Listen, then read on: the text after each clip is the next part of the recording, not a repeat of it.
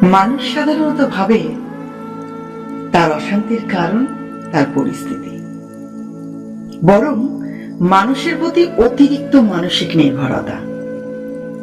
পরিবারের কেউ কিছু বলল, পরিচিত কোনো মানুষ গুরুত্ব দিল না, কাছের মানুষ আচরণ বদলে ফেলল, আর ঠিক তার প্রভাব পড়ে গেল সারা দিনের কাজ, সারা দিনের মন, সারা দিনের শান্তির ওপর। আর ঠিক তারপরে আমরা কি বলি জানো? আমি খুব ইমোশনাল, আমি এত স্ট্রং নই। আসলে বিষয়টা কিন্তু একদমই তা নয়। বিষয়টা হলো আমরা অন্যের আচরণকে নিজের মানসিক অবস্থার চালক বানিয়ে ফেলি।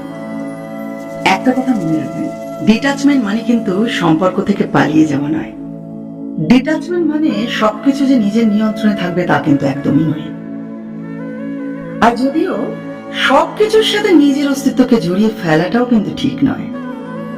জীবনে একটা খুব গুরুত্বপূর্ণ কথা, যে বিষয়টা আপনার নিয়ন্ত্রণে নেই সেই বিষয়টার হাতে আপনার মানসিক শান্তি কখনোই তুলে দেবেন না। মানুষের প্রতি দায়িত্ব থাকুক, ভালোবাসা থাকুক, কিন্তু নিজের শান্তিটা বজায় রেখে।